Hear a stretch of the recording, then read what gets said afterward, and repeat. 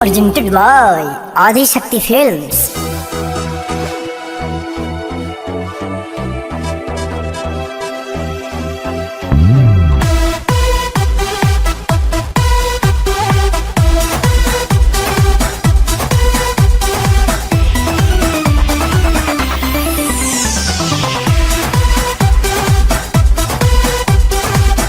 Mixed by RHR. दिल में बसा के नैना लड़ा के करेलू माना कहे हमके बुला के। दिल में बसा के नैना लड़ा के करेलू माना कहे हमके बुला के। कहे करो के बड़ू माना ये जान तू दीवाना बना के। मिलल का बहाना बना के काहे करत बारू माना ये जान तू दीवाना बना के। मिलल का बहाना बना के।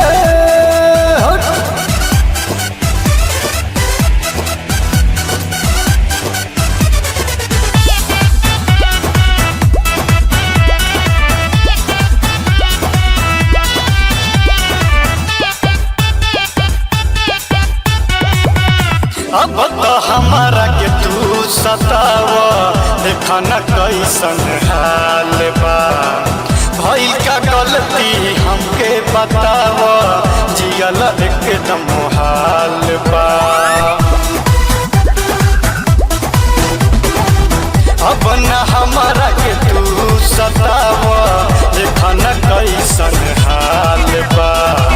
भइल का गलती हमके बतावा जियल एकदम हाल बा।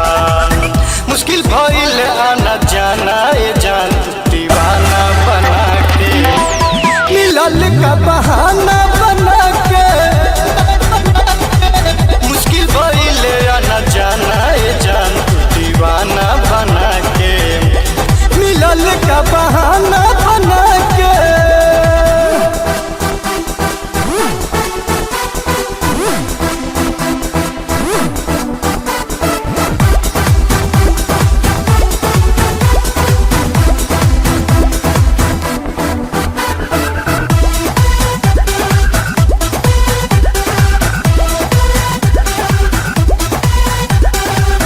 करत नहीं तू हमरा से बात लागे न तन को मन हो। बोला न कैसे होई मुलाकात माने हम तो बेचैन हो।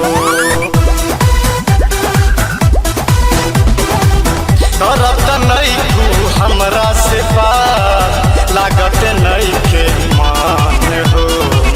बोला न कैसे होई मुलाकात बानी हम तो बेचैन हो। नहीं सोहला अब खाना ये जान तू दीवाना बना के। कपैलू तू बहाना बना के। नहीं सोहला अब खाना ये जान तू दीवाना बना के। कपैलू तू बहाना बना के।